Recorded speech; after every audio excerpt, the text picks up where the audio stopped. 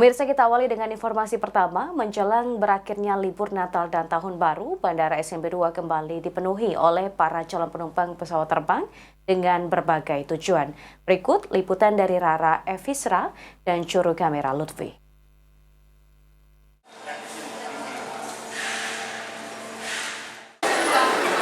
Halo pemirsa PAL TV, apa kabarnya? Senang sekali saya Rara Evisra bersama juru kamera Lutfi melaporkan langsung di Bandara Sultan Mahmud Badarudin II Palembang. Nah, pemirsa PAL TV, tepat hari ini 4 Januari 2025 yang merupakan diperkirakan ini puncak arus balik dari libur panjang Natal dan Tahun Baru.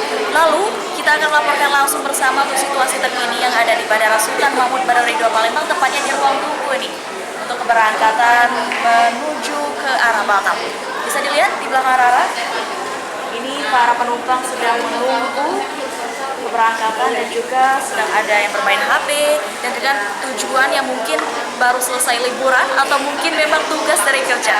Nah, kita akan berbicara dengan mungkin salah atau dua dari masyarakat ataupun para penumpang yang ada di SMB 2 Palembang ini terkait harga tiket dan juga rencananya nih akan dibuka rute internasional Singapura dan Malaysia. Ikuti terus Rara berjuru kamera.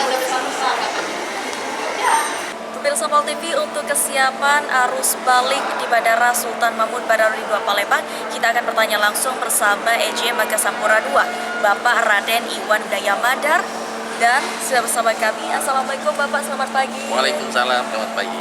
Baik Pak, ini udah masuk arus balik ya Pak ya. Bagaimana persiapan dari Margasampura sendiri Pak? Baik, yang pertama posko terpadu kita masih melakukan posko terpadu sampai nanti tanggal 5 Januari 2025.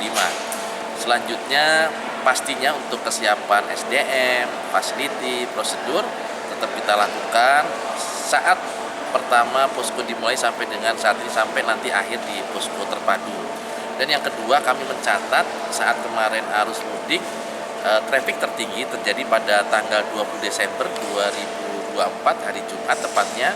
Itu kita mencatat ada 66 aircraft movement dengan jumlah penumpang 10.883.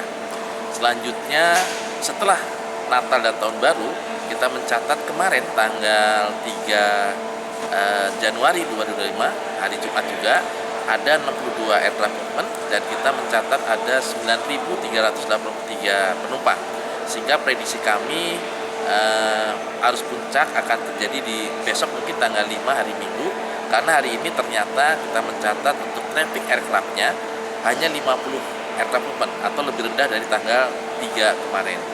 Untuk itu kita pastikan semua pelayanan bisa berjalan dengan baik dan kami masih tetap standby dibantu oleh teman-teman dari CIQ, Komunitas Bandara untuk memastikan layanan di angkutan udara Nataru 2024-2025 berjalan sebagaimana yang kita harapkan. Baik. Lalu untuk lonjakan penumpang Pak, jika dibandingkan tahun sebelumnya nih Pak, apakah mengalami lonjakan ya? Ada peningkatan atau growth-nya dari 23 dibanding dengan 2024 secara rekapitulasi tanggal 18 sampai dengan hari kemarin kurang lebih kita mengalami kenaikan 4 sampai dengan 5%. Dan ini menunjukkan bahwa peningkatan ini terjadi diantaranya dikarenakan adanya kebijakan penurunan tiket sebesar 10% dan dimungkinkan juga karena faktor cuaca yang terjadi di Merak maupun di Bakauni, sehingga dimungkinkan untuk para pengguna jasa ini bisa menggunakan transportasi angkutan udara. Baik. Pemirsa PAL TV, kita akan bertanya langsung bersama salah satu penumpang yang ada di Bandara Sultan Mahmud Badarudin II Palembang terkait rute internasional yang direncanakan akan dibuka untuk rute Singapura dan Malaysia. Ikuti terus.